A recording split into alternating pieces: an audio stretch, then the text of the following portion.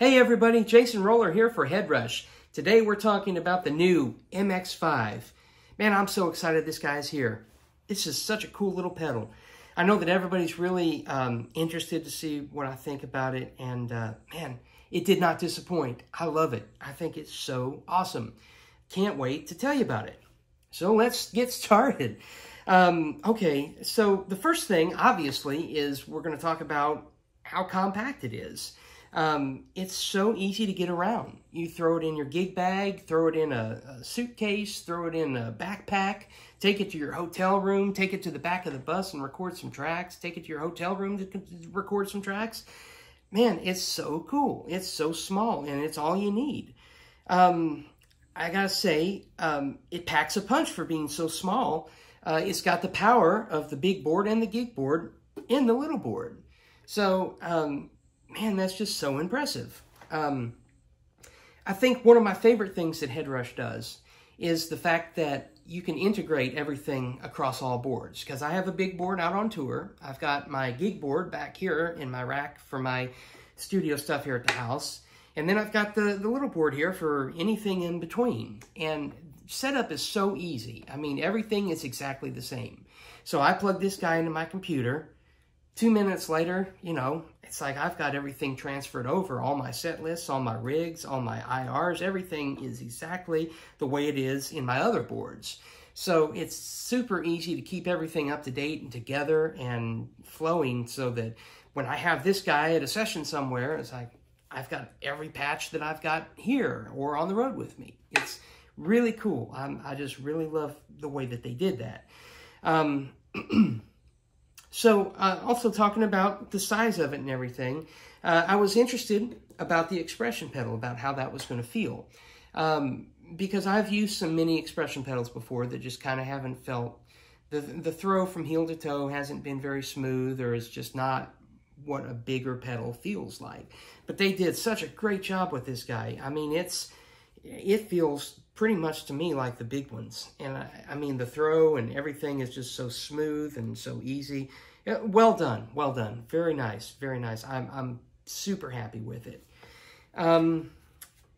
Still keeping on the portable and the tight, compact little build that we have going on here, that allows for different uses. I mean, you can throw this, like I said, throw it in your gig bag and just take it to the gig and plug it in. That's all you need. But the other thing cool is if you want to make a pedal board and you want this to be the centerpiece of your pedal board, this is going to take all the heavy hitting. This is going to do most of everything, but you want to kind of add some boutique pedals, or you might want to use something in the effects ends. Man, it's so compact that you're able to do that and still not have to have a massive board. You know, this is a great centerpiece for that if you want to use it that way. But obviously you don't have to. This is pretty much the only thing you need. Just take this guy to the gig and you're there. So, talking about the effects loops, I mentioned the effects loops. So now, the big board had the stereo effects loop, which I love. The gig board went down to a mono effects loop. I was really hoping that they would have done something to keep the stereo effects loop for the gig board, but they went mono, and they were conserving space. But now, on our little MX5 guy, if you get one of these little connectors, you have a TRS on one end, so you got a stereo 1/4 inch on one end that you can plug into your effects loop, your effects sends, or your effects return, and then you take it out to 2 of these monos, and those will go into your, whatever your effects box is that you're going to integrate into it, which is cool because you have time-based effects, or you have modulation-based effects that you really want to get all the stereo throw of everything. So they have integrated that into this, and it is very, very space efficient, which is great. Same thing with the MIDI. They've got these MIDI connectors now. You've got an 1/8 inch jack on one side that will go in here, and then you will plug a regular MIDI cable on the other side of this, and then you can plug that into whatever effects that you want to control, or if you have something that you want to control the HEADRUSH, it'll work that way as well. So, I mean, there has been so many things that they have done with this guy to to make it even better and better and better. And I couldn't be happier with it. So, all right, let's hear it, right? So I got a couple of samples here lined up that I'm going to do.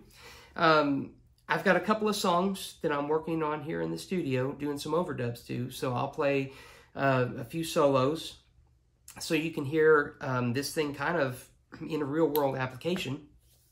The two solos that I will be doing, I will be using patches from my artist pack.